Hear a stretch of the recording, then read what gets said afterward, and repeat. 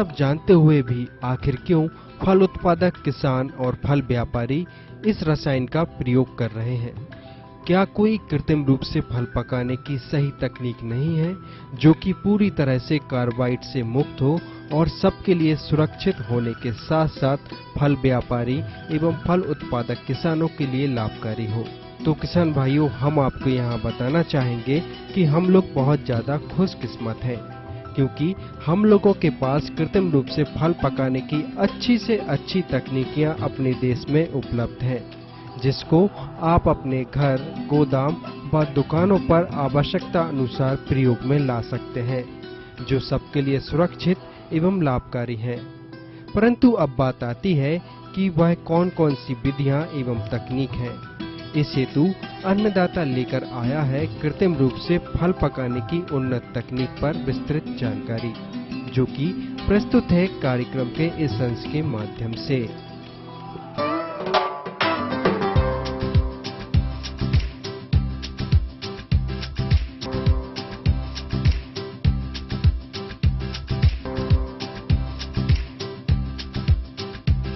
फल उत्पादक किसान भाइयों एवं फल व्यापारियों, आप अपनी क्षमता के अनुसार कृत्रिम रूप से फल पकाने हेतु सुरक्षित एवं सही तकनीकियां जो सभी इथाइलिन आधारित हैं, और यह रसायन संस्तुत ही नहीं बल्कि FDA अमेरिका द्वारा अपने देश में कृत्रिम फल पकाने वाले कारक के रूप में फूड एवं ड्रग शासन द्वारा 120/1016 अधिनियम के तहत अनुमोदित भी है। तो उन कृत्रिम फल पकाने वाली प्रभावी तकनीकियों को आप खुद ही देखें। इथरेल में डुबोकर फलों को पकाना।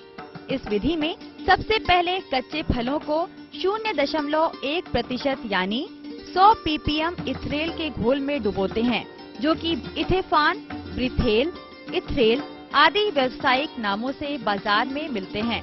अतः इस घोल में 5 मिनट डुबोने के उपरांत फलों को पोंछकर अखबार पर फैलाकर महीन कपड़े से ढक देते हैं, और इस प्रक्रिया में फल 48 घंटे में समान रूप से पक जाते हैं। इसके अतिरिक्त कृत्रिम फल पकाने की अन्य विधि, जिसमें बड़े बर्तन में 10 मिलीलीटर इथरेल के साथ 2 ग्राम सोडियम हाइड्रोक्साइड एवं क्रिस्टल इथर के साथ 5 लीटर पानी में डालते हैं एवं इस तैयार घोल को बिना पके फलों के साथ रखकर कमरे को पूरी तरह ढक देते हैं, जिससे कि कमरे के अंदर हवा प्रवेश न कर पाए।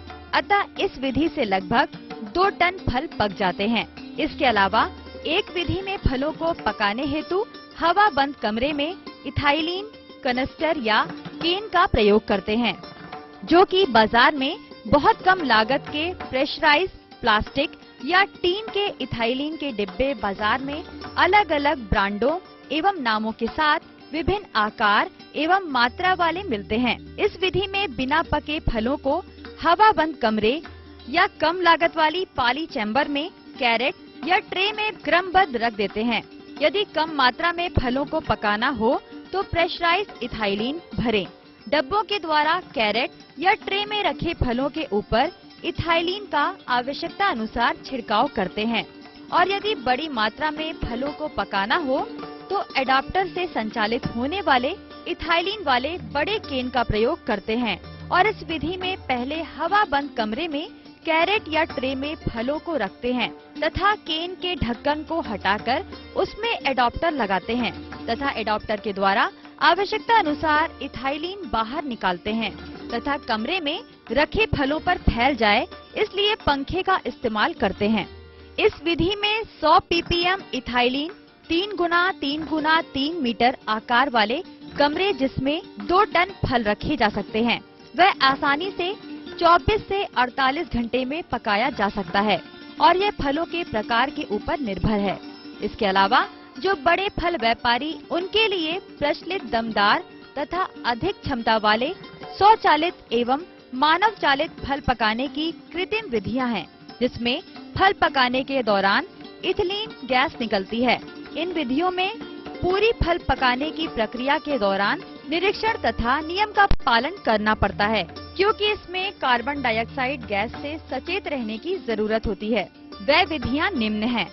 मानव चालित निश्चित मात्रा वाले इथेलिन केन, जो कि बाजार में अलग अलग आकार व मात्रा वाले जो कि 2 से लेकर 20 टन क्षमता वाले शीत गृह हेतु उपयोग में लाकर फलों को पका सकते हैं। दूसरी मानव चालित विधि, जिसमें इथेनॉल कंटेनर के आधार पर जनरेटर के द्वारा इथिलीन उत्पन्न कर फलों को पकाते हैं। मानव चालित इथिलीन गैस सिलेंडर विधि, इस विधि के तहत 2 से लेकर 250 टन क्षमता वाले शीत गृह में बिना पके फलों पर इथिलीन गैस प्रवाह कर फलों को पकाते हैं।